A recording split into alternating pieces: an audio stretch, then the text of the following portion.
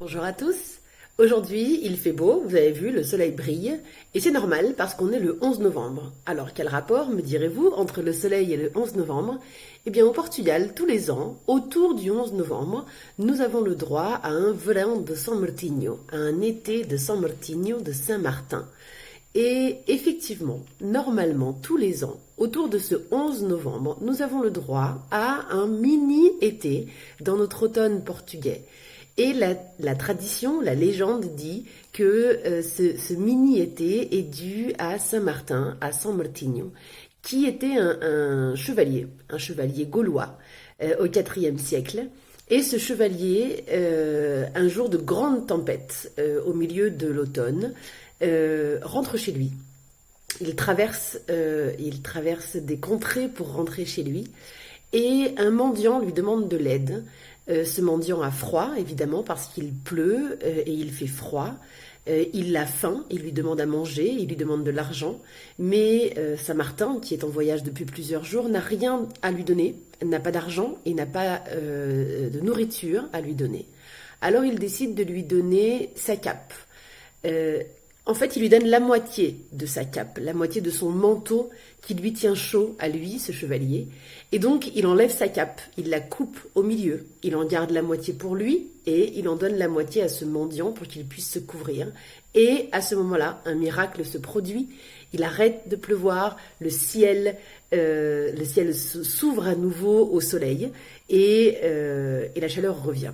Et oui, donc le miracle va aider ce mendiant à travers la générosité et la solidarité de Saint-Martin, de São Martinho. Et donc, tous les ans, depuis, nous avons le droit, nous aussi, à un retour du soleil et d'un petit peu de chaleur à cette période du 11 novembre. Alors, pourquoi le 11 novembre? Parce qu'en fait, le 11 novembre, c'est la date de la sépulture de Saint-Martin à Tours, parce que Martin était effectivement gaulois, il était donc français, et il meurt, ou en tout cas il est enterré le 11 novembre à Tours, et c'est cette date qui est choisie pour le célébrer tous les ans. Alors, au Portugal, São Martinho, c'est aussi le jour des magustos. Alors, qu'est-ce que c'est un magusto?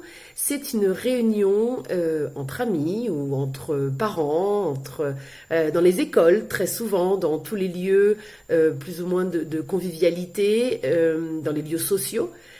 On va organiser des magustos, on va manger des châtaignes, et on va boire du vin. Alors ça peut être vinho novo, du vin nouveau, et ça peut être également deux boissons absolument typiques de cette période de l'année qu'on ne boit pas pratiquement en dehors de ce São Martinho, qui est jurupiga et aguapé.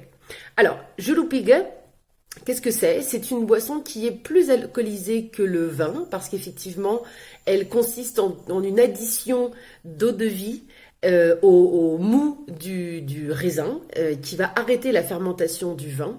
Et le résultat est donc une boisson, une liqueur, on pourrait dire, un petit peu plus alcoolisée, avec une teneur en alcool supérieure à celle du vin. Et puis vous avez aguapé.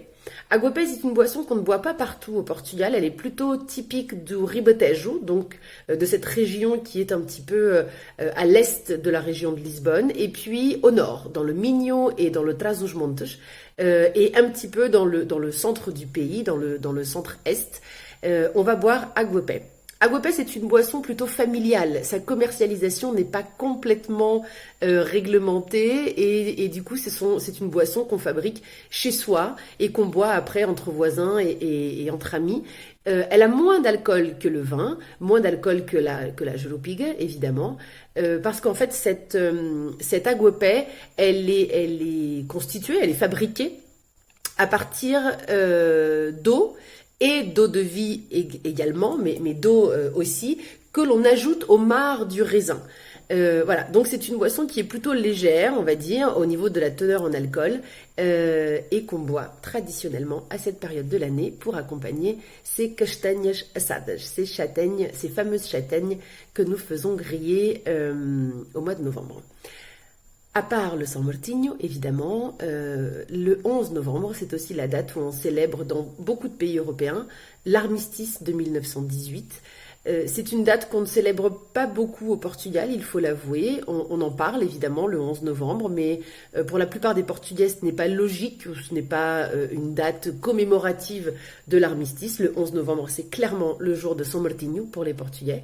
Mais je vous rappelle tout de même, juste pour la petite histoire, que la Première Guerre mondiale et la guerre mondiale à laquelle les Portugais ont effectivement participé activement.